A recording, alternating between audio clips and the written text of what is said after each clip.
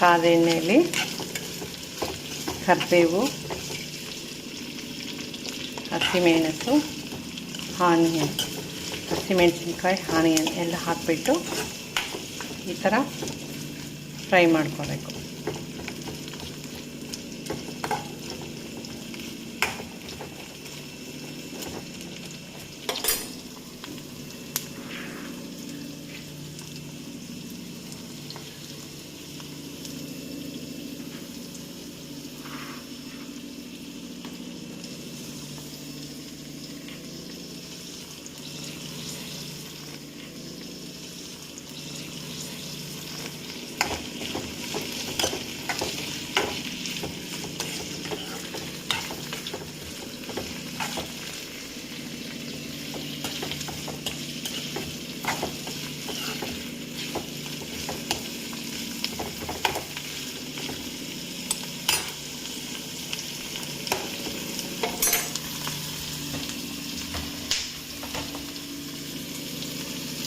ಅಲಸಂದಿ ಕಾಳು ಪಲ್ಯ ಮಾಡೋಕ್ಕೆ ಫಸ್ಟ್ ಎಣ್ಣೆ ಹಾಕ್ಬಿಟ್ಟು ನಂತರ ಹಸಿಮೆಣಸಿನ್ಕಾಯಿ,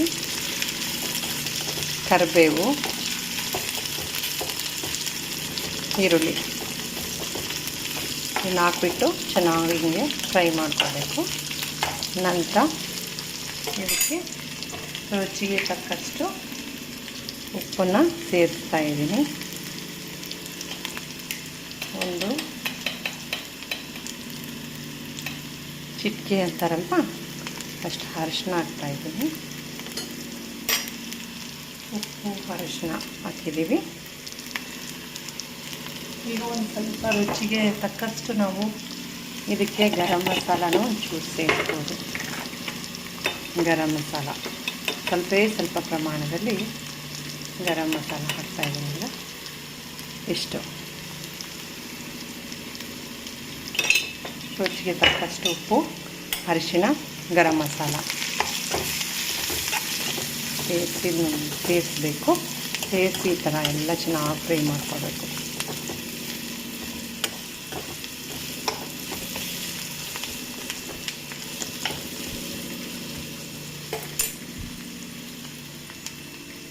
ಫ್ರೈ ಆಗ್ತಾ ಇದ್ದಂಗೆ ಟೊಮೆಟೊನ ಒಂದು ತೊಳೆದು ಕಟ್ ಮಾಡ್ಕೊಂಡಿರೋ ಟೊಮೆಟೊ ಹಣ್ಣನ್ನು ಹಾಕಿ ಸೇರಿಸ್ಬೇಕು. ಈ ರೀತಿಯಾಗಿ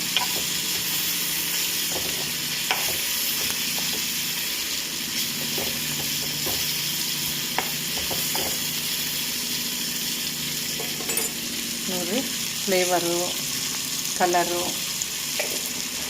ಚೆನ್ನಾಗಿ ಬರುತ್ತೆ. ಈ ರೀತಿಯಾಗಿ ಸ್ಲೋ ಮೋಷನಲ್ಲಿ ನೀಟಾಗಿ ಮಾಡ್ಕೋಬೇಕಾಗುತ್ತೆ. ಥರ ಚೆನ್ನಾಗಿ ಫ್ರೈ ಆಗಿರ್ತಕ್ಕಂತಹ ಒಂದು ಬಾಂಡಿಗೆ ನಾವೀಗ ಚೆನ್ನಾಗಿ ಫ್ರೈ ಆಗಿದೆ. ಇದಕ್ಕೆ ಅಲಸಂದಿ ಕಾಳನ್ನ ಸೇರಿಸ್ತಾ ಇದ್ದೀನಿ.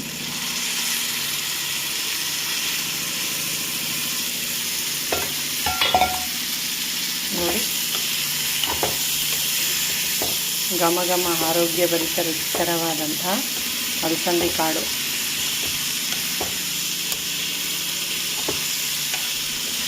ನಾಟಿ ಅಲಸಂದಿ ಅಂತಾರಲ್ವ, ಅದು ಇದು ಫ್ರೆಶ್ಶಾಗಿ ಗಿಡದಲ್ಲಿ ಕಿತ್ತು ತಂದು ಮನೆಯಲ್ಲಿ ಸುಲಿದಿರ್ತಕ್ಕಂತಹ ರುಚಿಕರವಾದ ಆರೋಗ್ಯಕರವಾದಂತಹ ಅಲಸಂದಿ ಕಾಳಿಂದು ಪಲ್ಯ ಇದು. ನೋಡಿ ಫ್ರೆಂಡ್ಸ್, ನೀವು ಟ್ರೈ ಮಾಡಿ. ನಿಮ್ಮ ಮನೆಯಲ್ಲೂ ಚೆನ್ನಾಗಿ ಆರೋಗ್ಯವನ್ನು ಕಾಪಾಡಿಕೊಳ್ಳಿ. ಪ್ರೋಟೀನ್ ಐಟಮ್ಸ್, ಕಾಳುಗಳನ್ನು ತಿಂದು ಆರೋಗ್ಯವನ್ನು ಕಾಪಾಡಿಕೊಳ್ಳಿ.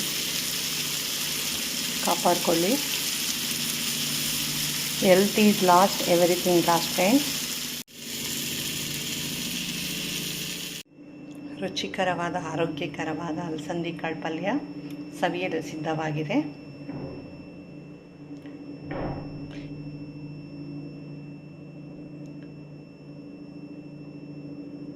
Health is lost, everything is lost ಅಂತ ಹೇಳ್ತಾರೆ.